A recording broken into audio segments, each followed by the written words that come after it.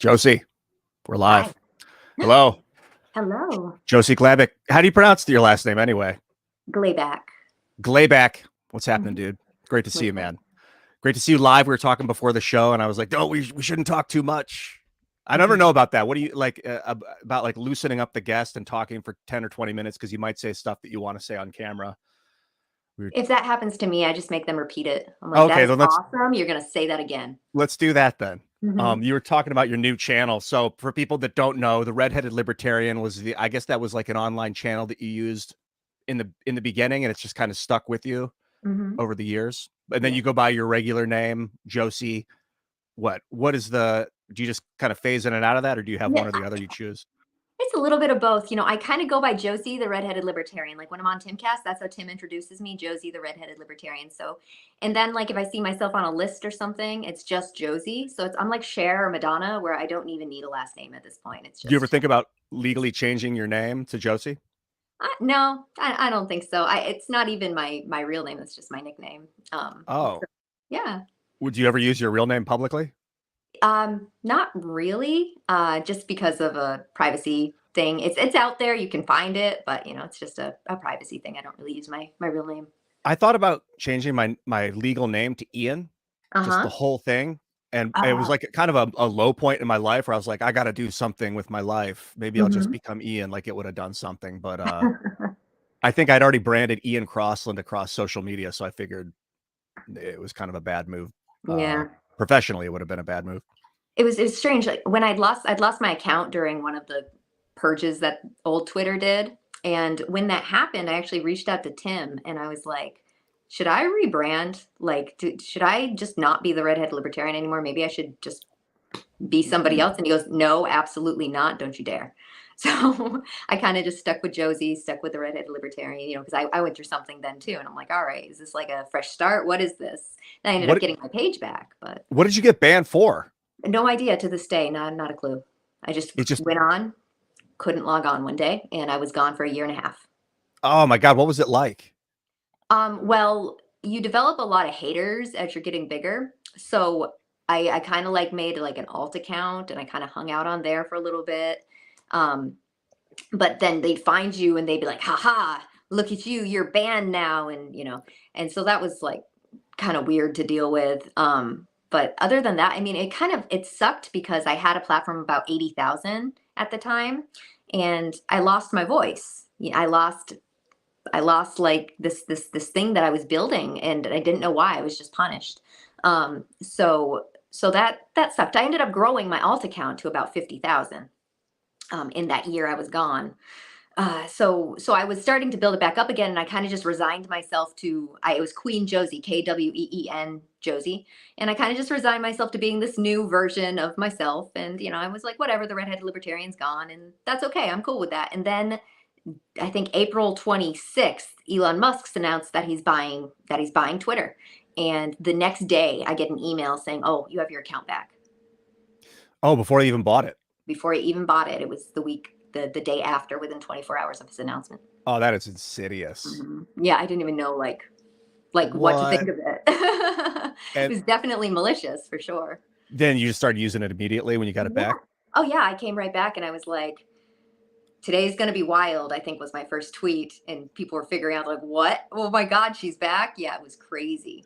It's interesting like how powerful a social media account can be. Because like when I started in 2006, I mean I started YouTube in '06, but I started like in 2001 with classmates.com. It was like the first Hmm. social network. And Mm. then it was just a way to stay in touch with your high school classmates and Yeah. see other classmates from other schools. And then Friendster in like 2003 or Hmm. 2002. So I was in it, but like it was always kind of felt like just a hobby because it was before like Google bought YouTube and there was no money in it. It was Hmm. like, oh, a channel. It just seems so like, and now it's even still to this day that you can make money with a social media account is still like, I guess because from the old school, it's still kind of like I have to relearn and like accept the value of these things because I would get like 100,000 views or something, and to me it was just like, and then I would see people with like 100,000 views getting paid like 60 grand for ad spot shit. And it was just all freaking so amazing. And also like neurotically dangerous how powerful social media owners are.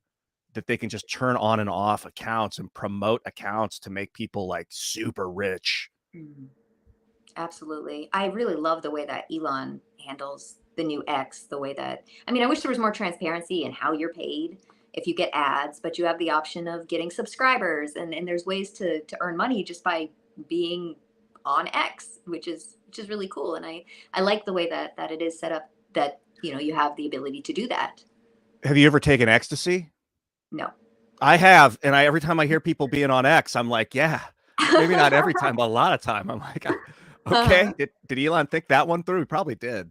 I mean, he's a Everything is smart guy. X. So he's got this SpaceX. Then he has this X. He named his son X. And I'd actually we have a back and forth communication on there about that word, and he said X is all things, I believe is what he said. So it's like the culmination of all things is X. I wonder how he pronounces Xavier. Have you ever watched the X-Men, Professor Mhm. X? Mhm. Do you call him Xavier or Xavier? I always thought it was X Xavier.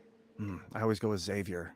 That's interesting. Yeah, my friends would be like, "It's Xavier, Ian." Like, I mean, why? I don't know. Well, I I thought mean, the X is soft. it does make sense that way. It's weird. But even if you think of the name like Alexander, it's not Xander. If you abbreviate it that way, it's Xander. Yep. So same thing. It must be Xavier. I think you're right. What's up with your new channel? You got the on X. Speaking of, you got Spaces with Josie. Yes. So Yes. you've been like you interviewing the powerhouses. Yes. Yes, I What am. happened? I love it. So when I started using my spaces, I just started by telling history stories, because that's my niche, is the Constitution, revolutionary history. So I get on there and say, hey, we're going to talk about, the Boston Massacre today, and I just tell the story. We're going to talk about the tarring and feathering of Thomasdson today, and I tell the story. I'm going to be doing that again on the 250th anniversary of the Boston Tea Party on December 16th. We're going to talk about the Boston Tea Party. But Timcast, who I work through, he has me do spaces, and I do interviews on those. And those interviews go on spaces, but also I have a video feature on my end, so you can watch me reacting, and you can do that members only on timcast.com. But I've had on Congressman Thomas Massey. I've had him on twice. I've had on Vivek Ramaswamy twice. I've had on Dinesh D'Souza, James Lindsay. I had the Attorney General Ken Paxton from Texas. He came on. Scott Adams, Jake Shields, Dave Smith, Andrew Heaton, Scott Horton, Spike Cohen. I've had on Ian. I've had on Austin Peterson, Clint Russell, Alex Stein. I've had on authors too, like the Tuttle Twins author, Connor Boyack. It's just really, really a cool thing I get to do. I get to talk to people. I get to interview people. I get to just blast out people that I adore and let everybody hear their voices so that they can learn something too. Did your channel like take off organically when you got it back? Yes. What? Yes. So what you're talking about, that guy that got tarred and feathered? Yeah. Who is that? What happened? So that's Thomasdson. It was he was a militiaman up in Massachusetts during the Revolutionary War, and it was like the first recorded evidence that we have of major entrapment by the redcoats on him. They coerced him to go buy a gun from them, and made it sound like, he didn't know they were in disguise, that they were redcoats. And he's like, I want to buy a gun. So they went out to a bar, they got all drunk, and he's like, yeah, sure, I'll go meet you, I'll go buy the gun. And he goes and he buys the gun, and then they're like, you are arrested. And they took him to the jail, and then they paraded him through the streets and tarred and feathered him for breaking their laws. Yeah, it was pretty nasty what they used to do to people. I mean, that's the short story of it. Was it during the war? It was just before the war. It was during, Jeez. it was during the turmoil. I believe it was after the Boston Massacre, but before the Boston Tea Party. So it was in that kind of chaotic time. What happened at the Boston Massacre? So the Boston Massacre was kicked off. All right. So the colonists they were mad, right? And the redcoats had killed this boy, Chris Cedar. And he was 11, and it was I think it was an accident, but it was, there was a lot of turmoil. They were the bad guys, and there were the redcoats, and there were the good guys, and everything was chaos right now. So they kill this little boy. Was the little kid throwing rocks at him or something? No, I think it was just a crossfire. He wasn't doing anything wrong. So what had happened though during the Boston Massacre, Boston was in turmoil because of the death of this boy, and they were rioting, but it wasn't like it was snow. They were throwing snowballs. Okay, they were throwing snowballs at the redcoats, and the redcoats got pissed, and they fired on this crowd, and they killed 5 people. And so after this happens, they're calling for the heads of these people, and John Adams comes out and he's like, you know what? He's like, these redcoats, they need to get a fair trial. So he's like, I'm going to represent them. So John Adams, our second president, represented these redcoats who killed 5 people. And these redcoats were, I believe there were 7 or 8 of them, and they were all up for murder for killing these 5 people. He got them charged with 2 of them charged with manslaughter, and the others lit off. So the 2 of them charged with manslaughter weren't murdered. They actually were just branded with an M on their hand.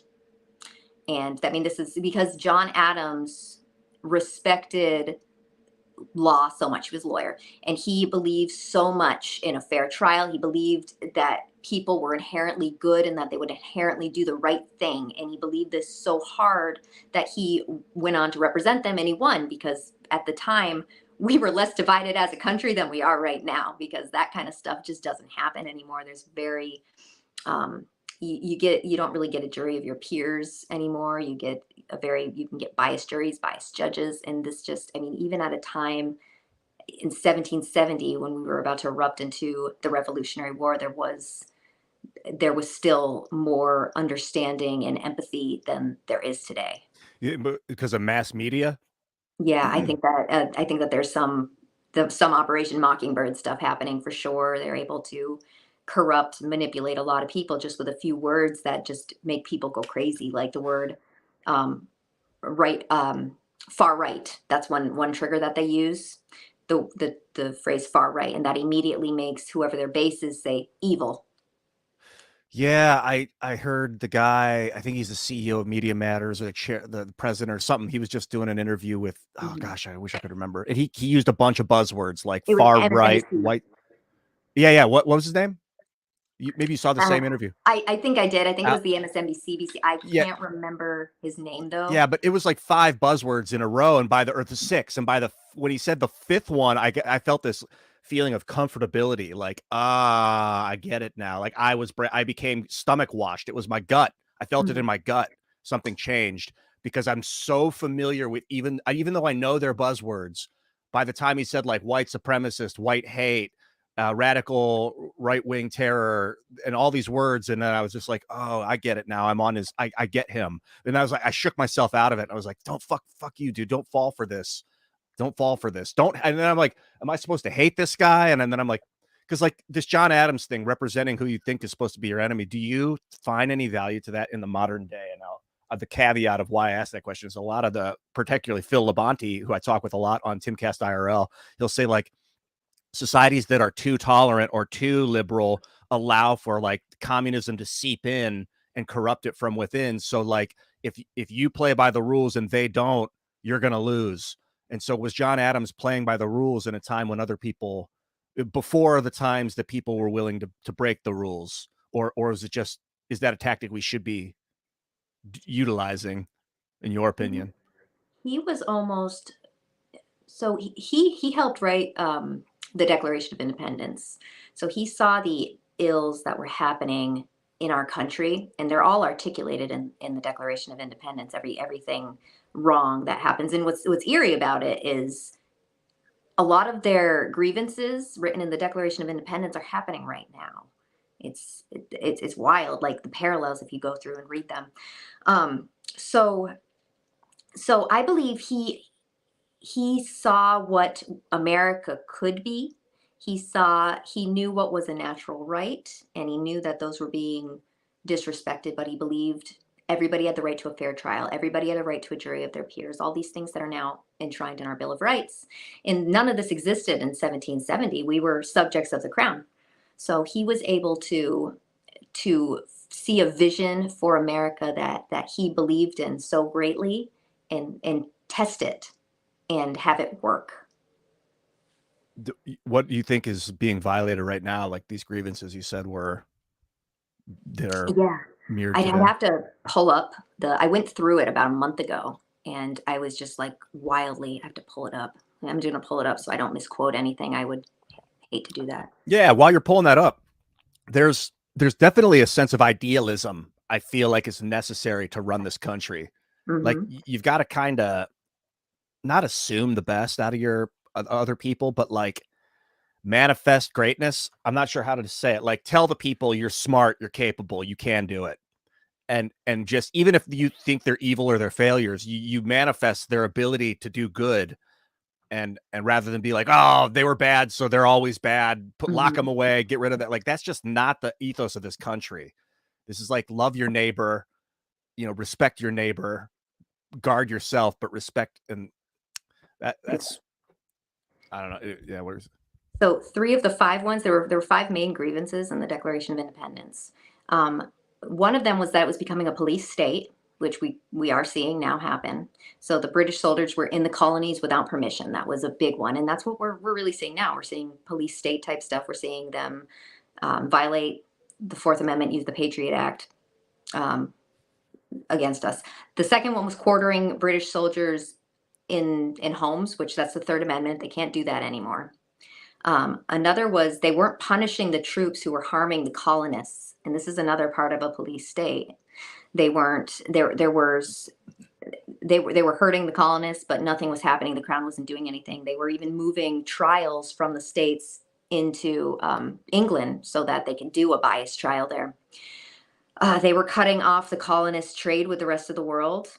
And then they were taxing the colonists, taxation without representation. They were taxing the colonists without their permission. So, I mean, these were just the 5 main ones. I think there were like 27, I think, total grievances in the Declaration of Independence, but those were the big ones. And yeah. I got this like social media curtailing free speech is like that's our First Amendment right, is to be able to say whatever I want about COVID. But the thing is, I've been thinking about this a lot too, like war propaganda. I haven't Mm. been talking about it online and I haven't been like postulating my theories about what's going on in Israel, for instance, with Mhm. Palestine and Israel, because I've got feelings about what that government is doing, that Israeli government, but I don't say them publicly necessarily because I don't, if just in case I'm wrong, I don't want to like propagate a dangerous situation where people believe some sort of war propaganda. Mm. So I'm really sensitive about and social media is so new, people maybe just assume that what you do in private is fine to do on social media because it's your right. Because I'm still in my house with my camera on. The only difference is the camera's on, connected to the internet, but like it's having a different effect when you propel your data outward intentionally. It's not like if I got hacked talking about my thoughts on the Israeli government and then someone else put it online, I'd be like, whatever. I didn't intend for that to go up. It's Mm. your fault. Like, deal with it. It's like Paul McCartney getting asked if he did LSD, and he said, "Yeah, but you're the one that asked me. So if you don't want people to know about it, don't ask." Mhm. Um, so I kind of have a greater respect for it, but that doesn't mean that I don't know that I shouldn't be able to do it. But I don't know. What are your thoughts on protecting people's free speech on the internet versus protecting the minds of the humans that have access to it?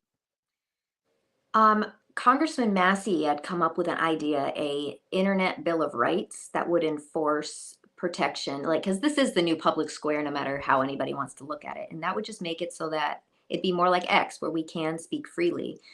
We are with this whole Israel war, which I'm trying to stay out of too at this point because people are really, really passionate about it, and they will not listen to reason if they're on one side or the other. So there's just, even if you're anti-war, if you see propaganda, it's just not even worth it to call it out at this point.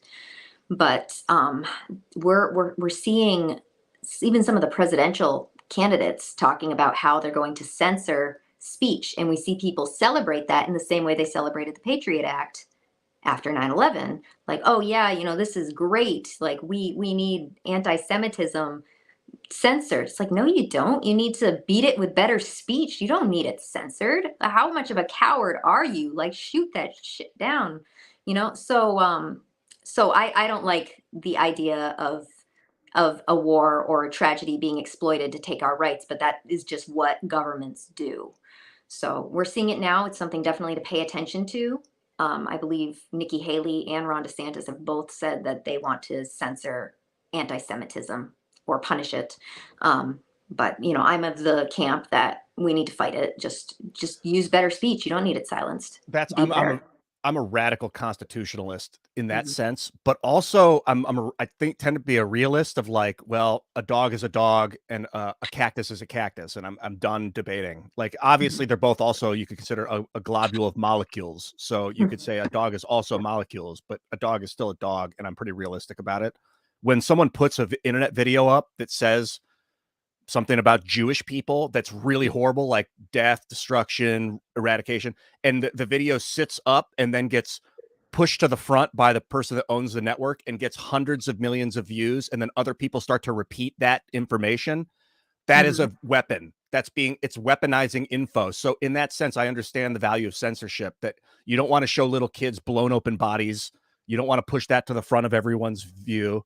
You don't want child rape to be pushed to the front of everyone's view. Like, and you don't necessarily want evil speech. But the thing is, like, free speech, like, allows for people to say evil things. But the internet propagation is like, mass media propagation is like, Hitler had free speech to say all that shit. And he Mhm. did say it. I mean, I don't know if everything he said would have been protected in the US Constitution, but what he was doing was legal, but it rallied people to incredible amounts of violence. And so there are speech and expression that are not given protections under the First Amendment. Those include incitement, defamation, fraud, obscenity, child, I PRON. just say it. Yeah. I But think that I don't know. I don't know about that. That's one because of of those. mechanical algorithms being Yes, like, exactly. yellow Uh, light warning. exactly. Fighting words and true threats. Those are not protected.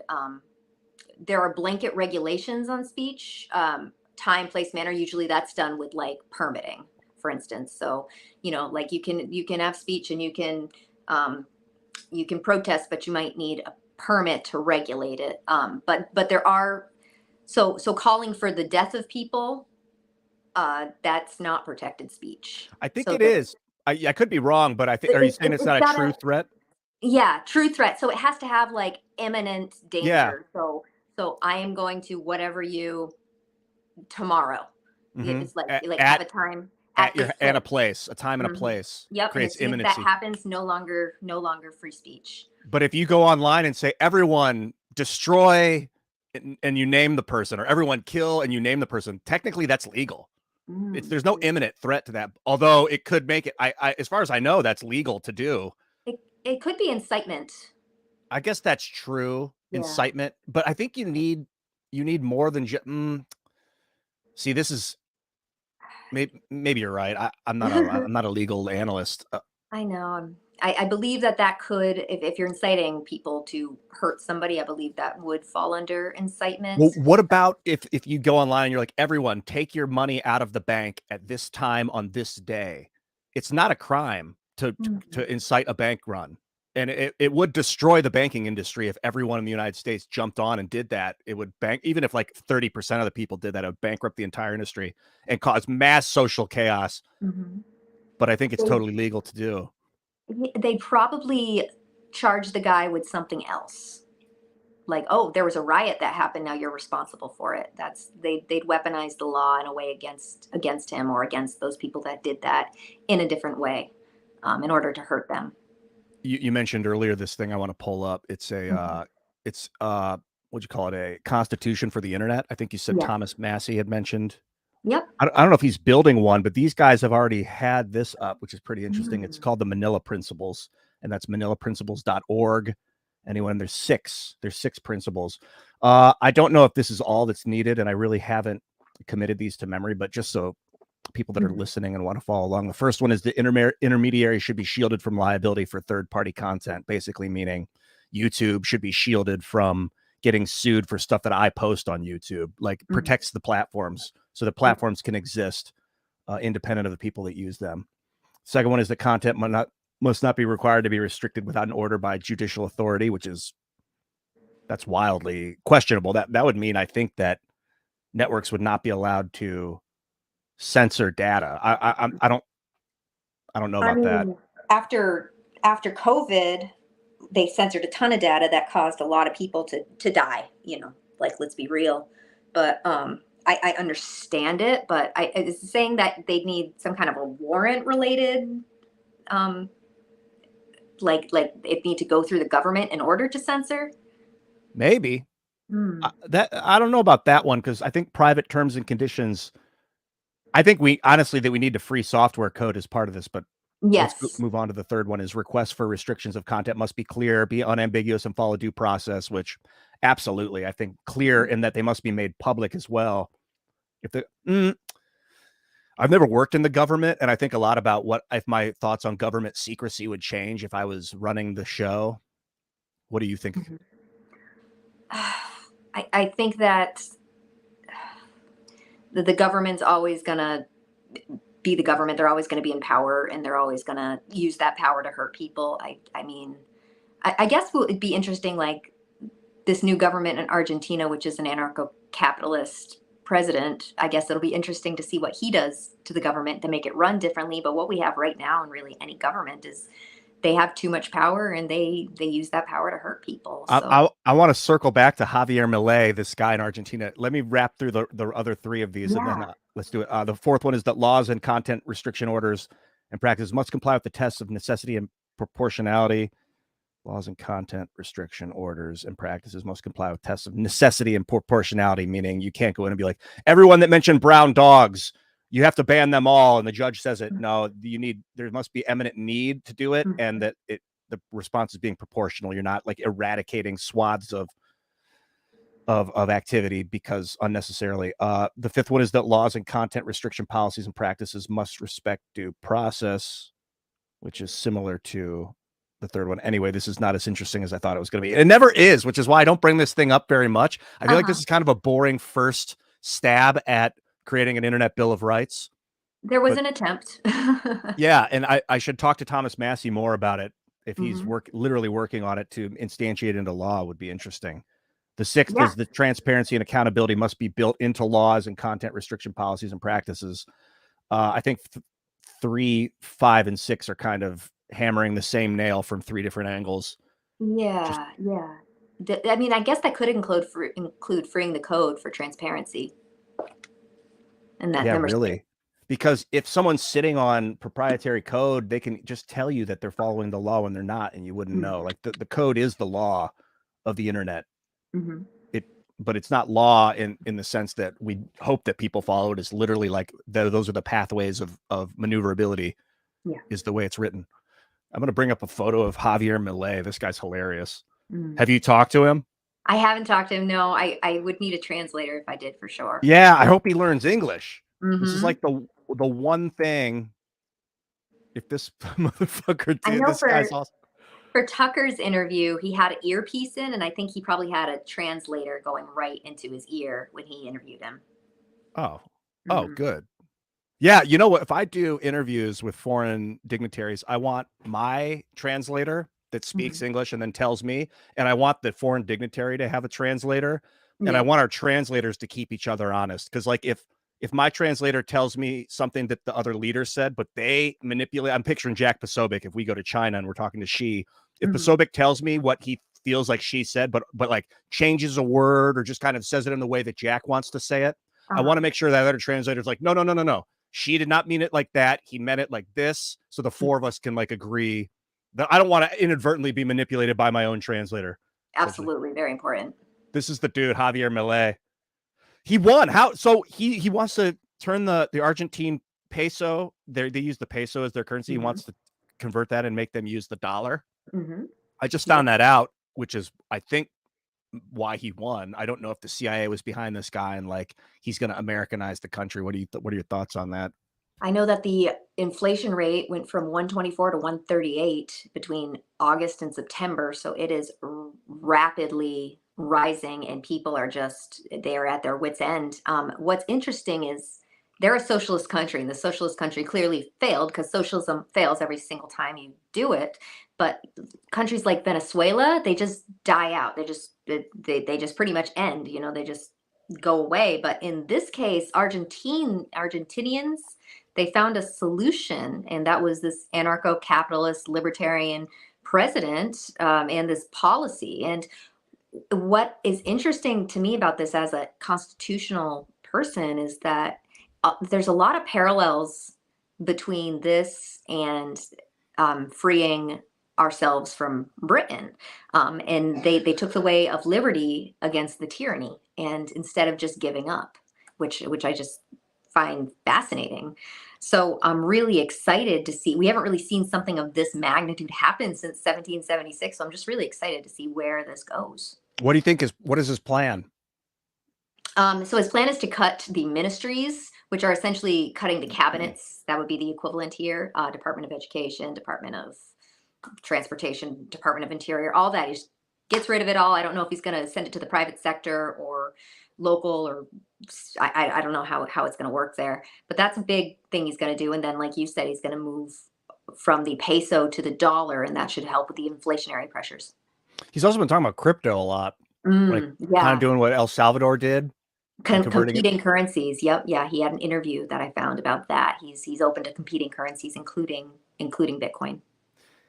I think today he announced the closure of one cabinet, one ministry, the women's. Do you know the name of it? Was it the women's? It was something ridiculous, like the women's. Oh God, what was it? I laughed out loud. Oh, I can't remember, but it's within 12 days of office. It's going to be gone. I thought it was 25. It's in 12 maybe days. It's 25. Maybe it's 25. Maybe. But it's within like the first month. This thing's going to be shut down. So he gave him a month's notice, or 3 weeks, or whatever. Yeah, which is reasonable. Mm-hmm. People now, they're like, so he hit the ground running basically, and he's following. He looks like he's legitimately doing what he says he's going to do. Yes. But it's incremental. I think Clint Russell was mentioning this on the We Are Change podcast, the best political show, I think is the name of it at this point. Have they finally named it? thebestpoliticalshow.com. Yeah. Oh, awesome. And that he's not getting in there and just taking a sledgehammer and smashing through all the walls at once. He's going to like pick apart the pieces and see what happens. Good. I like that. He's going to unravel it instead of setting it on fire and hoping a phoenix rises out of the ashes. I appreciate that he's just untangling the knots. How much like revolution do you think a country like the United States can handle at once? I think if we got a good president in there and a good Congress in there, I think that we could handle it. I think it depends on who's working behind the scenes, because there are a lot of bad actors. We saw that during 2020, people funding the riots. So as long as that doesn't happen and we have counter protesters and weaponized judges and all of that, then I think that we could handle quite a bit of revolution. Yeah, the word is kind of vague. The word revolution is kind of vague because our Constitution is written such that we're in constant revolution with our own system. Like we revolve our laws by amending them. So we're constantly peacefully in revolution. That's kind of the value of our I think it would have to happen on a smaller scale. Like Florida kind of had its own revolution where we became this free state. We our governor ended DEI and got rid of the transing kids and the all the cultural stuff that was rotting our country. He said you can't do any of that in Florida anymore. And so people like me flocked from Massachusetts to Florida to live in a world like that. And that's the beauty of being in a republic of 50 states. You're not in a direct democracy where everything is like everybody in the country has to follow this one rule. It's not like that. You get to choose of 50 places what fits your values the best. So I think cultural revolutions on a state level are more than manageable. Yeah, that's true. Man, what a good system we have. Like the pieces are in place to build the most epic castle. Our founders knew exactly what they were doing with the 9th and 10th Amendments. What are those? So the 10th Amendment essentially says that it's the States' Rights Amendment. So it says that if it's not enshrined in the Constitution, then for the federal government. So the Constitution enshrines the powers of the federal government. And if it's not written there, then it belongs to the states or the individuals. The Bill of Rights, the 9th Amendment speaks about the Bill of Rights. So it says if we didn't write it down in the Bill of Rights, it doesn't mean it's not a natural right. So they can't say, for instance, you can't own an AR-15 because they didn't write that down. That's not what arms meant. No, that's not the way that it works. The 9th Amendment says just because we didn't write it down, it doesn't mean it's not an individual right. Yeah, that's kind of like saying that you have the right to access the software code of the technologies you use. That could be considered a modern day Mhm. natural right. I see that, but they've made room for new technologies to be accumulated as natural rights as they get Mhm. adopted en masse. Yep, Did you, exactly. when you went from, where were you before Florida? You said, Massachusetts. what was the move like stressful, or was it anticipated? And, like, what was It it? was How so was it? Massachusetts didn't handle anything right from COVID to they really were coming for children, and I kind of saw the writing on the wall being a mother of three. So they were really into that big like trans and kids thing. And at the time they were like working in I think the government of California was working to actually take kids away from parents who didn't affirm their genders. So they were in, and I kind of saw the writing on the wall with that. So I believe there are 15 states now, including Massachusetts, who have what are called trans refuge laws for children and everybody, but mostly for children. And these essentially say that if my child decided that they are a boy and they wanted to go to, say, Minnesota and have a sex change, Minnesota would put them on the puberty blockers. They'd give her a mastectomy. They do all of that stuff, and then they wouldn't extradite her back to me.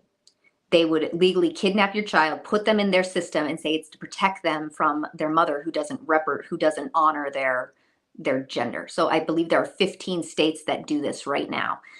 But then there are other states that counter that. So they have, I think there's 23 right now that have laws like Florida that are like, we don't do sex changes for children here. So Massachusetts, I saw the writing on the wall with stuff like that, and that stuff was horrifying to me to because I was raising a tomboy at the time, and she's outgrown that because that's what most tomboys do. But I was worried at the time that they were going to try something like that because they were already trying to non-binary her by calling her they them, and I was like, well, that's not the way that I'm going to do this. She's a girl. She knows she's a girl.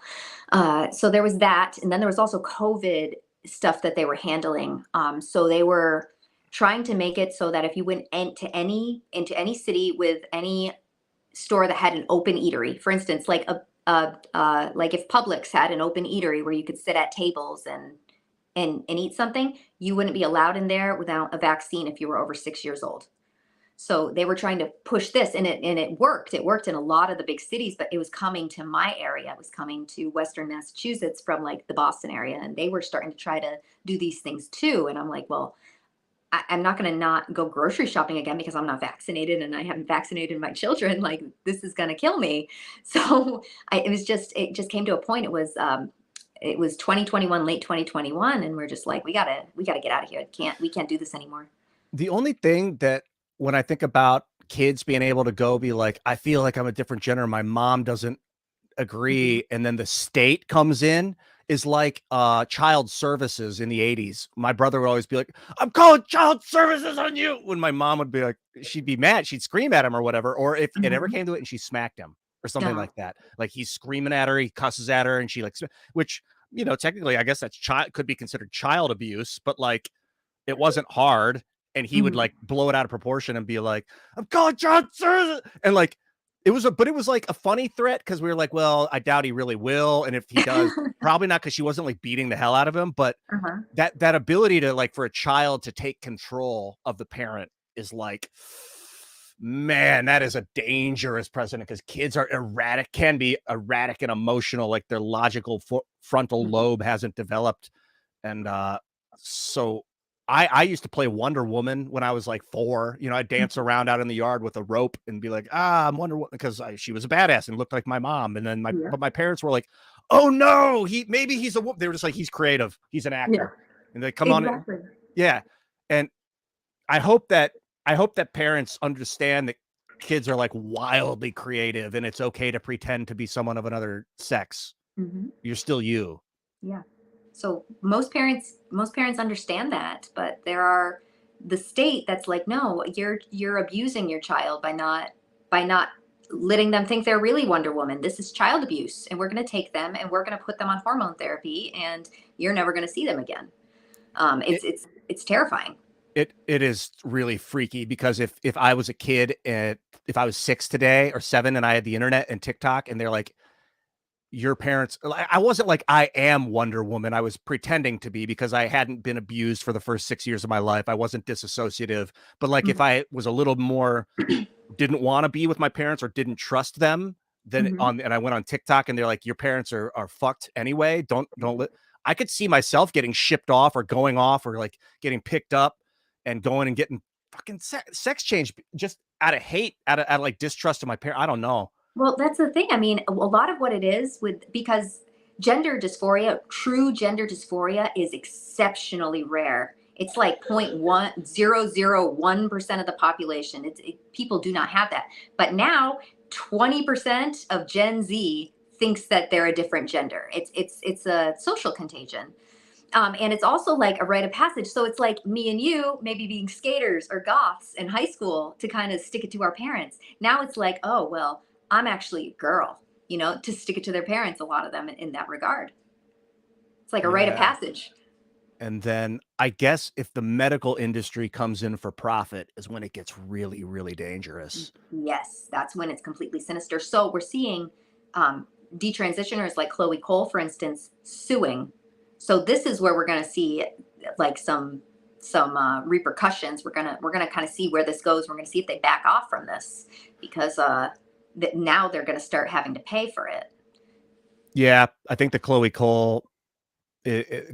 is really a pioneer, like a real leader of humanity to speak back Mhm. against pharmaceutical industry, like straight ahead. Yes, That I'm really proud of her. She's so brave.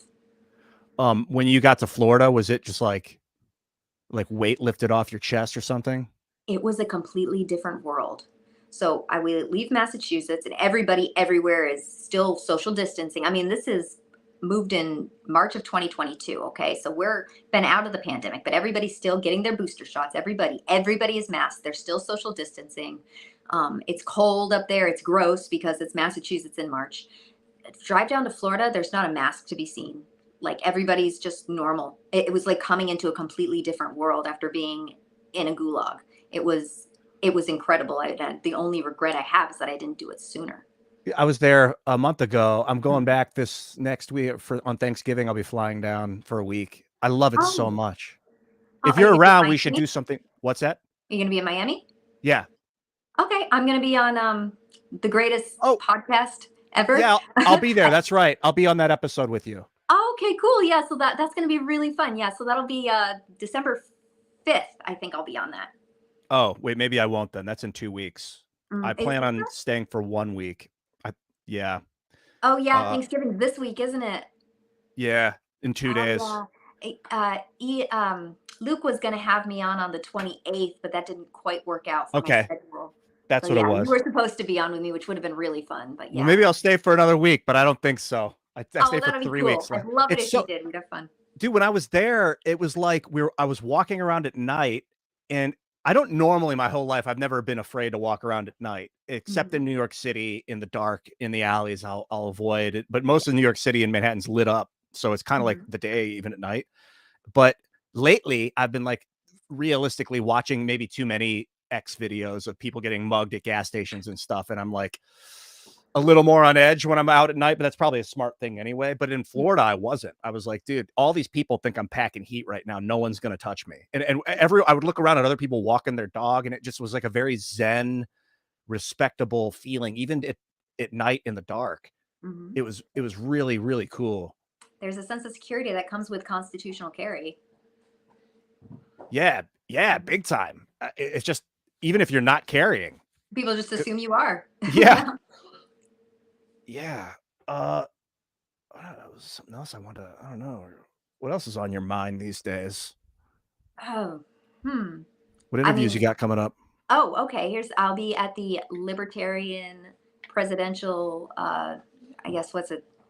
The LP convention of Connecticut, December 2nd. So I'll be flying back up to the frozen hellscape of of Connecticut, and doing this. So that'll be cool. It'll be me. It'll be Maj Touré, Clint Russell will be giving some speeches. And then there's going to be a libertarian presidential debate. I believe they have the 6 front runners there doing debate. So there's going to be that. You can get your tickets for that at lpct.org, I think. And yeah, it's going to be cool. It's going to be cocktail hour, get to meet people. I'm really looking forward to it. It's going to be fun. When you think of yourself as like libertarian, how do you aim at it? I mean, I guess your work is the answer to that. You tend to do, but I kind of like out of the politics, and I'm looking more like fixing the structure of society and like, well, good. Then we align there. I'm Bill of Rights +5. What's So, that? so I like the Bill of Rights 1 through 10, and then the first 5 amendments after that. I think that there could be some work done on what's listed after that. So those are even the 14th has some problems. There's a lot of issues with the government. So you're saying 11 through 15 have issues you want to fix? No, 11 through 15 are good. It's 15 through 27 that kind of have more of the issues. So 11 through 14 are good. Yeah, those are 11 through 15. 11 through 15. Yeah, 15 are good. So then after that, it gets a little bit like they have the income tax come in, and then they have like voting by your gender come in, and then they tried to do the prohibition up in there.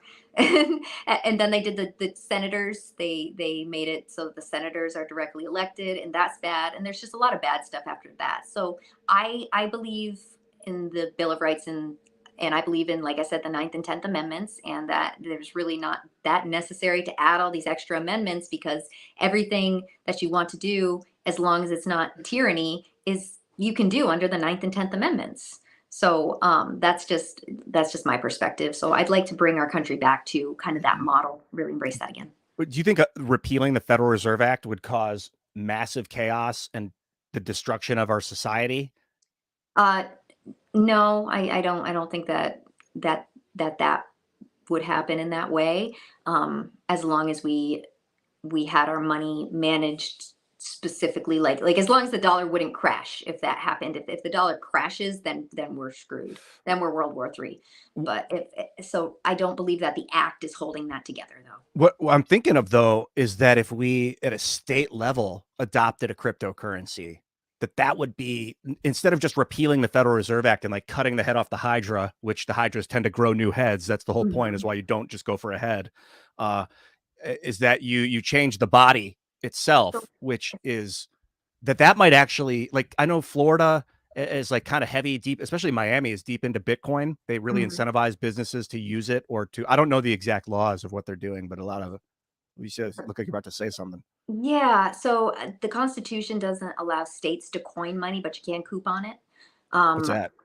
So there's different ways. Like you could have a state dollar, that's not worth like actual cash, but maybe something else.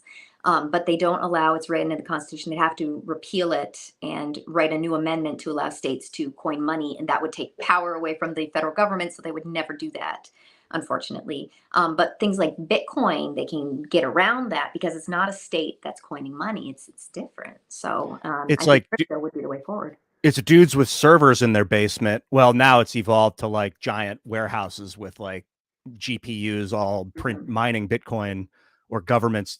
But like, so as long as the state government is not technically the one that's mining the token, Yes. I mean, when they say coin, does that literally mean making coins out of metal, or does it mean like the creation of creation of a concept of data? Yes, exactly. But if the citizens themselves do it and a state just allows it to happen, then there's no constitutional violation. Yeah, it does. I don't believe so. I'd have to probably talk to a lawyer to know for sure. Like, so yeah, but I'm pretty sure that you're correct in that. A lot of lawyers don't know either, especially with like crypto tax. Lawyers, like, I have no fucking idea what's going on with this new. They're just like all of a sudden trying to tax money they didn't create, and you're like, what the hell? This money was mined in China and then sent to, or like, who knows where it was mined. It was, I moved my money from one account to another, and then the government's like, we want to tax that. And you're like, what? I just sent myself money from one account to, I didn't buy anything. What the fuck? So there's this mass confusion on the crypto. Every time anything changes hands, it is taxed, and that is the biggest scam in the world. So I earn money, that gets taxed. I give you money, you got to claim that money, and they tax that money. I mean, everything, every time it changes hand, it's tax. And looking for new ways to tax things all the time. I'm literally, through my mind, I will think like, I don't really even want to care to make more money because it's good. The taxes are so intense. I don't want to put forth the effort. And that is so destructive to our ethos as a nation and as an individual, like that that I'm disincentivized to make more money because it'll increase my tax burden. Not only will it put me into another category of taxes, so like I'll get half of my money taken instead of 40% or whatever the fuck. Like, I don't even want to, it's insane that I would ever think like the specific reason that I'm not out there working harder to make more is because of the taxes. Well, Like, I what know is, that's why so many people stay poor. That's why so many people are like, well, I don't want to get above the poverty level because the middle class are hurt more than anything. So if they live within the poverty level, then they get a lot of their taxes back. And the poverty level is high now; it's like 72,000 or something. But they get a lot of their taxes back in aid if they just live below $72,000 a month, or sorry, a year. So a lot of people aren't even trying. They're like, no, I don't want this raise because it's going to put me over the poverty line, and then I'm going to be screwed in the middle class. They holy really. shit. What, Mhm. what would be some tax law that we could repeal functionally that would be the best? I wish I knew like how to fix it. I think Trump worked on it a little bit during his candidacy when it came to claiming how you claim taxes. He simplified the tax code, which helps. But the tax code, there's actually a video of Rand Paul chopping it up with a chainsaw. It is just mounds and mounds and mounds. Like it was like a hill of these books, and he was just took a chainsaw to it and like cut it all up. But yeah, the tax code is massive. I don't even know like. I think it'd be best just to scratch it all and start over. Yeah, yeah. Taxing more doesn't make, I mean, I think increasing the value of our GDP is really a better use of the government than to add more taxes. Dude, Yeah. the taxation without representation thing is so dangerous. It's such a dangerous path to go down. Already the Federal Reserve set us up with income tax. Like if Mhm. if if I work for you and you give me money, I got to give my money to the Federal Reserve. Like I don't, it makes me not even want to work for you. Like Exactly. it just disincentivizes. Uh There's good states laws, like there's no income tax here in Florida. I think New Hampshire is the same thing. So there's states that can be like, we're not going to charge, we're not going to do this to you. You don't have to worry about that here, which is great because you shouldn't be taxed because you earned money. Maybe if you're working for the government, maybe you could argue that Mhm. that money could get taxed, I and then can see some of the that money could go back to the government. because the As government's paying you. Yeah. yeah, I'm open to Yeah. This talking is and changing that. a lot of dirty stuff happened between like 1908 and 1919. A lot of bad stuff. So Yeah, what those are happened? What happened well, exactly? Woodrow Wilson was in there, so that's something. Um, and there's just a lot of so that's when they overturned the senators and they made it so that they were voted by the people instead of the state Congress. Um, and they did the prohibition was in there. Um, What was up with the senator change? Why did they do that? it just I have no idea like the really reason behind it, but it's definitely just a way to give more power to. I mean, now looking at it, like it doesn't really make sense because those people don't really represent their state legislatures the way that it was. The state legislatures were supposed. The state legislatures represent the people, right? So the people elect the state legislatures, and the state legislatures say, okay, well, we're going to elect the senators from here, so that way they best represent the people. But they brought it down to like a direct democracy type of election, and so it's easier to be corrupted, and it doesn't always represent the state because you have the bigger cities voting for like outweighing the smaller towns and who gets to represent them on a national level. The counter, I suppose, would be that the representatives that are before the amendment was passed, they were choosing the senators that were going to agree with them. And they knew ahead of time, like when you go to Washington, you're going to say yes to everything I do because I got you there. And so but that's only like 1 out of 50. You can really only have ears and, and then now the people, but you're totally right about the direct democracy making for the cities that can get their votes out quicker, Yeah. like through vote harvesting and stuff, from a guy going to Exactly. an apartment building and collecting like 40 people's mail-in votes could then take control of the Senate. Yes, that's what we're seeing happen, and that's dangerous. So I understand why our founders wanted them elected um, on a level of a state legislature as opposed to people because of cities. What do you think about Mike Gravel's national initiative, in it particularly to address it? It was to create a fourth branch of government that would be 50 representatives from each, one representative from each state, but it would just be the people themselves. And then we would have like a fourth branch of, I guess, representatives that could pass laws into Congress. This is kind of before the internet, or like in the late 90s, I think he was developing this concept. I haven't heard about that actually. Yeah, I think technically we're at a place where the citizens, us, we can also write bills and pass them into the Senate. Yep. Are you open to that concept?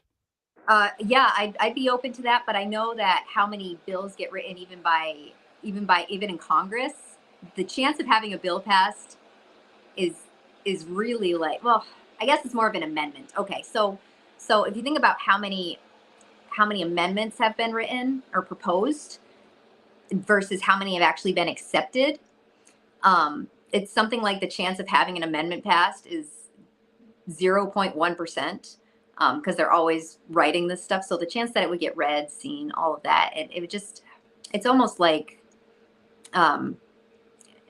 there'd be too many cooks in the kitchen type of deal. Yeah, I would see it like on the internet. One person could make, hey, I want to build a pipeline from this city to this city, and they would write the bill and what it would do, and then it would be on the internet for a month, and all of the citizens of the United States could go and read it and offer suggestions or solutions, vote yes or no if they want to promote its passage into the Senate. and and the representatives themselves could also, the House reps could also say yes or no or do the same thing, but they'd be working from home unless the power went out, and then we'd have to send them to go do this stuff remote for us. But then we could kind of like crowdsource our bill passages, because right now the problem I'm trying to solve for is that corporations are writing bills and handing them to representatives to go hand to the Senate, and I would like to kind of get the corporations out. I think in a way, so you can redress your grievances to your government, federal, state, local. And I mean, that could be a proposal there. If you have a grievance that could be fixed by a law, then you can give that to the right people and they can put that into, they can make that a law. What do you mean, like at a local level? Yeah, something maybe on a local level or a state level, maybe not between states. That would definitely be a federal initiative, but local, state, like, yeah, I think that there'd be a way to have the people do that. Because if it was opened up to all of us federally, that we could all, I would write a bill that said repeal the Federal Reserve Act of 1913 and then pass it in. I guarantee, I can't guarantee it, but I have a good feeling that I could drum up enough national support that people would vote yes. And then it would go to the Senate and they'd shut it down and go no. They'd say no. Oh yeah. Well, Congressman Massey submits a Audit the Fed bill every single year, and I think it's important to pay attention to who shuts that bill down. It's just like one line that's like audit the Federal Reserve, and so it's like, why wouldn't you want an audit of the Federal Reserve at least to start? Like why wouldn't you want that? So it's interesting to see who votes against that or who denies that, who rejects that, and why they do. What, is it literally the majority of the Senate rejects it? Yeah. Well, he's in the House of Representatives. I don't think it even gets out of the House of Oh, Representatives. really? I'm not sure if Rand Paul does one too, because you can write a bill in the Senate or the House. So I'm not sure if Rand Paul has one too, but I know Congressman Massey's never makes it out. And if the Senate writes a bill, they have to pass it to the House to get it approved? Yes, exactly. And then if the House hates it, they can make changes and send it back to the Senate, or they can just pass it and then it goes up to Joe Biden. Okay. We got some super chats I wanted to read. Cool. It's going for about an hour. This is I'm Not Your Buddy Guy. For those of you who want government-run healthcare, please look up Indy Gregory NHS and read the Wall Street Journal article on it. Then tell me you still want it. No, I oppose national healthcare for sure. Really? What about what's that? I see what it does to the babies. That, I mean, they just so I don't know if there was baby Indy. Did you hear about this? Just last week, I think. No. What is it? Okay, so there's a baby and she had a disease that was fatal, but with treatment she could survive for several more years.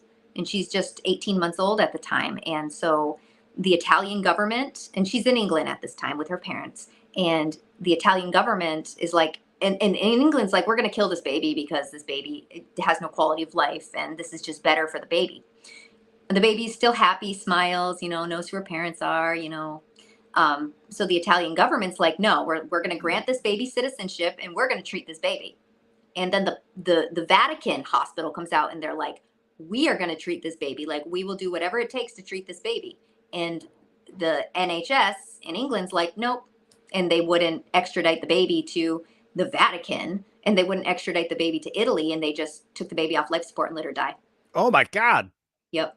So they wouldn't let her be saved because they made the decision that she had no quality of life. Whoa. Yeah, and that's the kind of stuff. And they did this before. I think Charlie Gard was another baby, and then baby Alfie was another baby. And they just, and we know that they do this to babies, and those are the ones that makes the headlines. But they got to do it to the elderly people too, that are like, oh, you have no quality of life anymore. We're not going to treat you. We're not going to pay for this. And that's just horrific that they have death panels when it comes to the NHS. With the babies, was it like they didn't want Italy to treat the kid and then send them back to England to be a burden on the system or something? No, not at all. Because Italy, they gave the little girl, they gave the baby Italian citizenship. So she was an Italian citizen now. They just thought they made the decision that baby's life wasn't worth living anymore. And they didn't want to be, they pretty much trapped her in a hospital. They had armed guards so that nobody could get her out of there. And then they took her off the life support. Yeah. If during the COVID fiasco where they were like trying to vaccinate a bunch of who, by the way, they rescinded that military vaccination thing. And now they're like, please come back so we can send you off to war again. Exactly. Yep.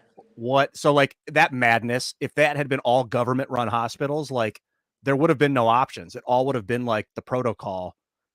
At least in some hospitals, I think they were told you got to do it, but maybe some places were a little more like, we're going to do what we do. I don't know, to be honest. I didn't check every hospital. Yeah. But the idea of a monolith controlling the medical system, and then some disease comes out with some new experimental treatment that they want to foist on this is so fuck no. But what do you think about socialized healthcare and like government run healthcare services in addition to all the private services we currently have? I mean, I understand that for people who are poor, maybe can't afford to pay for private health insurance or don't have a job that helps them with it in that regard. Like, I understand its purpose. I don't like it, but I understand it. And I understand why some people would need to use it. But I still, as long as there aren't death panels, then, I get it. I don't support it. I don't think, I don't like that I would have to pay for it. So. The biggest problem I got with the healthcare service is they make money from having you be sick, not you, but having people come in and have illness. They treat it and then they get paid. So it's like if they cure all the people, they don't have any more clients. And like that's like if the fire department got paid only when houses were burning, you better imagine we'd see more houses catching fire. And that would probably not be an accident. Like they would, I would guess that they would send people out to start fires so that they would make more money. And so you've got the food industry selling people sugar or like high fructose corn syrup or food coloring or all this glyphosate desiccating the wheat before it's drawn out to dry it out. And you got all this toxin and like, and then the people going into the hospital to get pills to help cure themselves from the food or the toxins they were eating in the food. So like, it's a very symbiotic relationship. If the medical industry no longer got paid per person of illness, they'd want to cure the people, but the only way to do that is to fix the food supply, like big time. It's like to take, in my opinion, take petrochemicals out of the food supply. But that might cause another rippling effect. But like, unless both systems change at once, I cannot see how the medical industry is going to stop being for profit. We don't have, so in the Mediterranean and Italy, they have outlawed a lot of the chemicals we have in our food, and they don't have the sickness that we have in our industry. They don't have the obesity. They don't have the mental illness. It's definitely related to how we're sustaining our lives, and the food is poisoning us.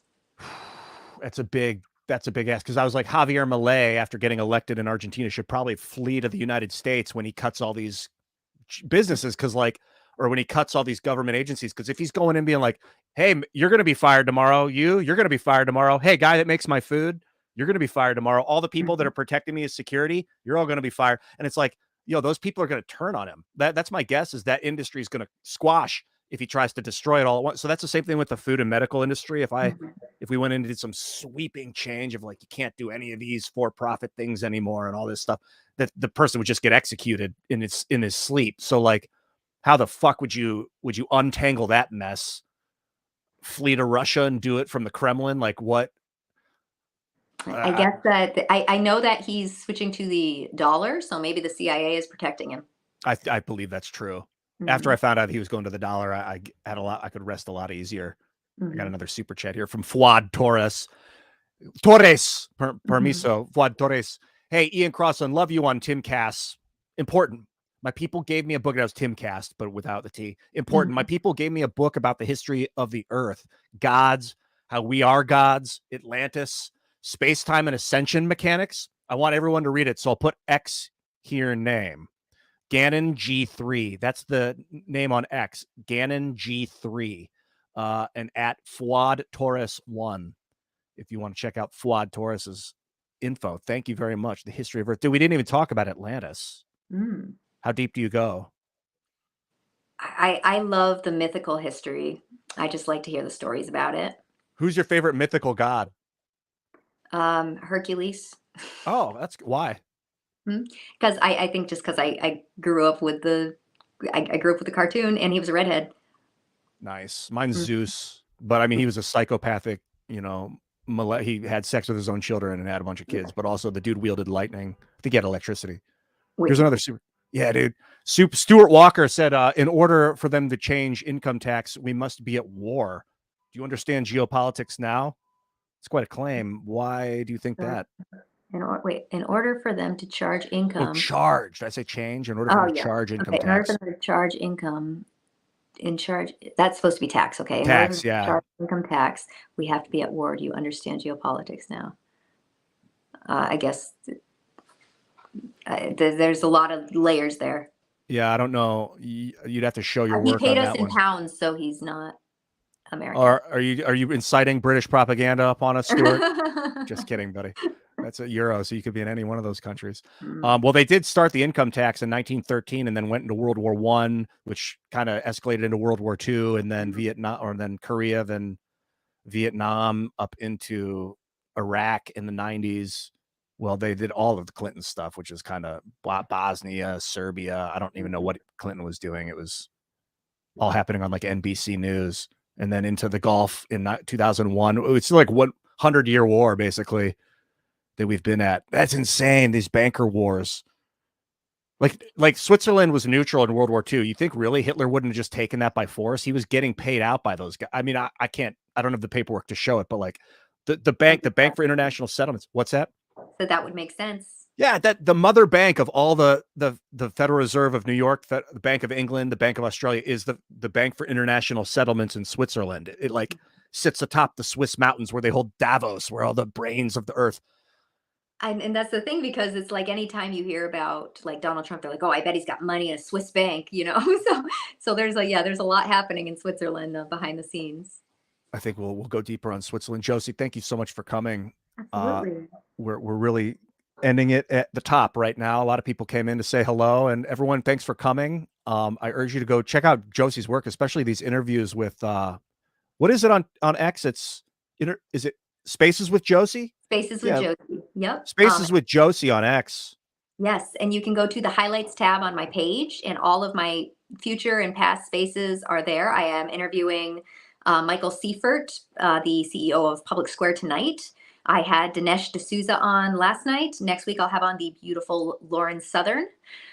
So you can go find on the highlights tab on my page, TRHL Official on X, all of my spaces there. Oh, okay. Yeah. The Spaces with Josie does not have a highlights tab. It's on the... Yep, Spaces with Josie. I'll share clips on this site here, Spaces with Josie. So you can definitely check that one out if you want to just see some clips. I have a camera on me at all times. Also, become a member at timcast.com so you can watch my reactions to these interviews. All right, Josie, thanks for coming. Everyone, like the video, subscribe, and follow my work for more. I'll have links to everybody in the chat in the description, so you can follow me and Josie there. Josie, See you later, man. Have a good day. It's so good to talk to you, Ian. See you soon. Bye. Bye.